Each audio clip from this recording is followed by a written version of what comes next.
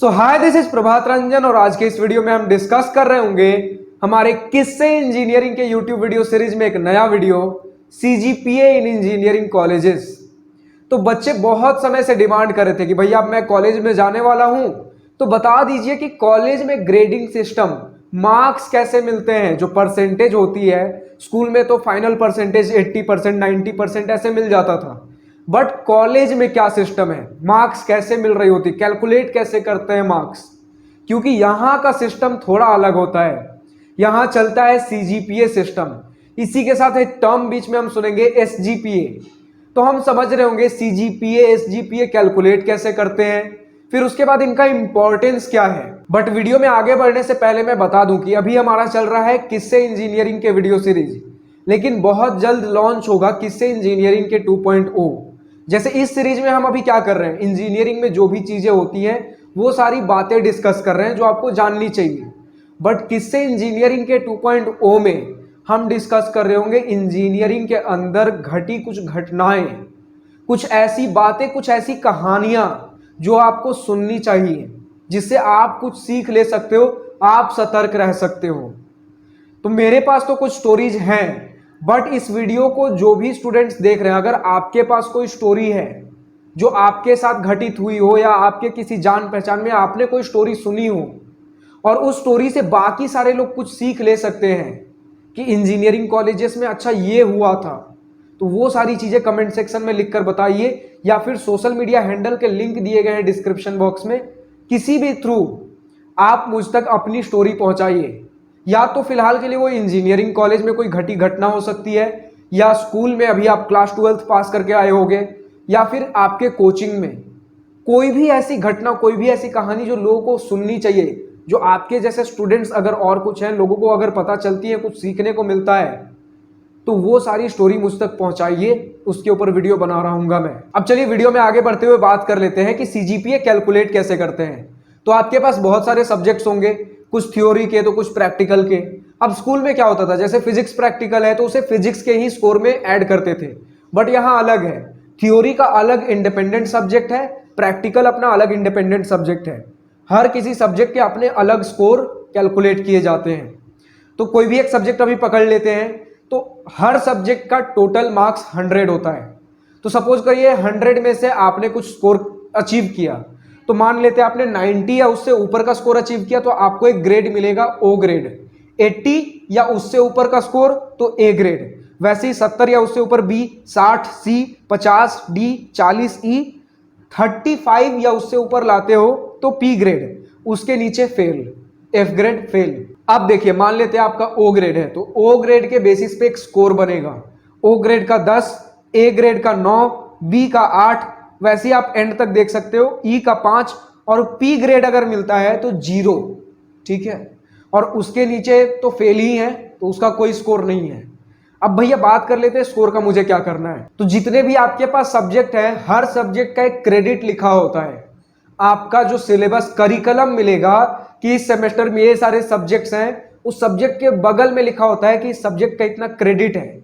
मान लेते हैं किसी सब्जेक्ट का 4 क्रेडिट लिखा हुआ है, तो मान लेते हैं उस सब्जेक्ट में आपका बी ग्रेड आया, यानी कि 8 स्कोर बन रहा है, तो फाइनल स्कोर उस सब्जेक्ट में 8 इंटू उसका नंबर ऑफ क्रेडिट 4 था, तो 8 गुने 4 32 स्कोर हुआ आपका फाइनल उस सब्जेक्ट में।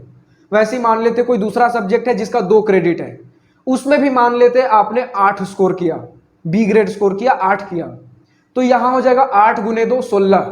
तो आप यहां देख पा रहे हो जिसका क्रेडिट ज्यादा, उसका वैल्यू ज्यादा हो जा रहा है।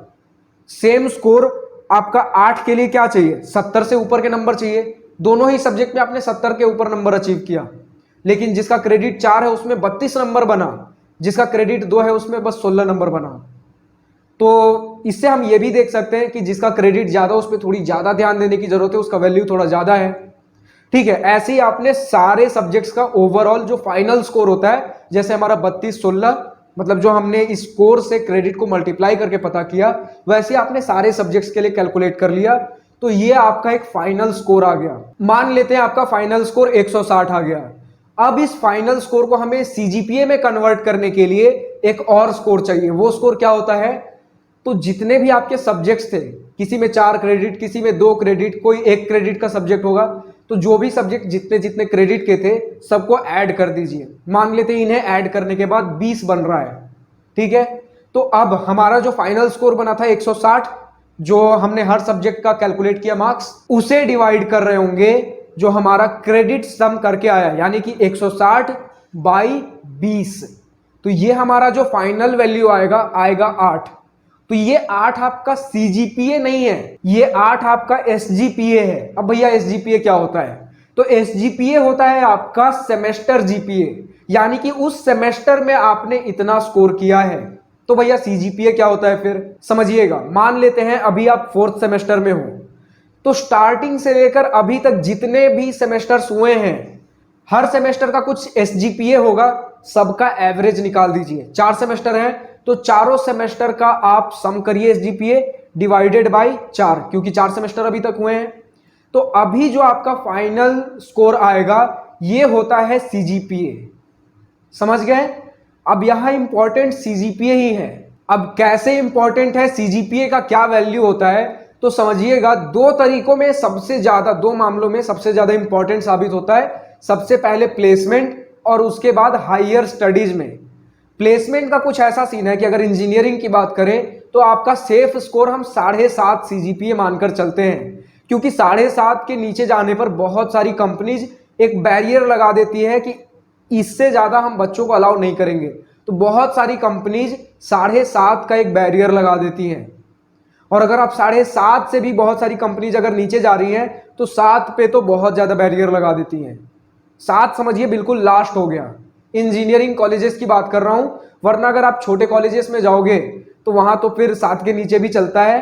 वैसे सारे कॉलेजेस को हम काउंट ही नहीं कर रहे होते, हम काउंट कर रहे होते हैं IIT, NIT, triple IT, GFTI, top private and government colleges. वैसे में सेफ स्कोर 7.5 है, और बहुत ज्यादा नीचे गए तो 7 है, ठीक है। वरना आपका अगर 7 के नीचे भी है तो 4-5 कुछ गिनी चुनी कंपनी आ जाएंगी आपके लिए भी, बट वो वर्थलेस है। वो बस है कि हाँ कहीं नहीं हुआ तो कुछ प्लेसमेंट लग गया, वैसी कंपनीज होती हैं। बट अगेन ये नहीं बोल सकते कि आपका अगर 7.5 आ गया तो आप सेफ हो, समझिएगा। कुछ जो बिल्कुल टॉप की कंपनीज होती हैं वो क्या करती हैं कि स्टूडेंट्स को रिवर्स ऑर्डर में शॉर्टलिस्ट कर देती है। जिनका सबसे ज्यादा स्कोर, वहां से वो डिक्रीजिंग ऑर्डर में अरेंज कर देंगी, और उसके बाद उन्हें जितने बंदों की जरूरत है वो लेकर चली जाएंगी। तो मान लेते हैं आपका बैच का एवरेज सीजीपीए 8, 8.5 है, तो समझिए कि बहुत सारे बंदे 8.5 के ऊपर ही सिलेक्शन उनका हो जाएगा बढ़िया बढ़िया कंपनी में, और आप 7.5 लेकर खुश हो कि कंपनी का बैरियर तो मैंने कम से कम क्लियर कर ही लिया। ये वही बात हो गई कि जेईई मेंस का जे एडवांस के लिए कट ऑफ होता है कि इतना आपका रैंक बनना चाहिए तो आप जे एडवांस दे सकते हो, बट आपको आईआईटी, एनआईटी तो बढ़िया रैंक लाने पर ही मिलेगी। तो वही चीज है, आपने कंपनी का बैरियर क्रॉस कर लिया, आप उसके रिटर्न राउंड में बैठ सकते हो, बट कंपनी शॉर्टलिस्ट भी करती है फिर। तो एक हिसाब से समझिएगा कि आपको अपने बैच के टॉप बंदों में रहना सीजीपीए वाइज, और एक सेफ स्कोर के लिए कम से कम 7.5 का बैरियर तो क्रॉस करना ही है। और अगर हायर स्टडीज की बात करें तो वहां पे ज्यादा नहीं है, 6 से 7 सीजीपीए तक रहता है मोस्ट ऑफ द कॉलेजेस में। चलिए 6.5 से 7 मान लेते हैं, 6 वाले बहुत कम मिलेंगे। तो अप्रॉक्स आपका ये सारा आपका प्लेसमेंट के लिए 7.5 मान के चलिए, और फर्दर स्टडीज के लिए हायर स्टडीज, एमटेक, पीएचडी, इन सारे के लिए आप 6.5 से 7 मानकर चलिए, ठीक है।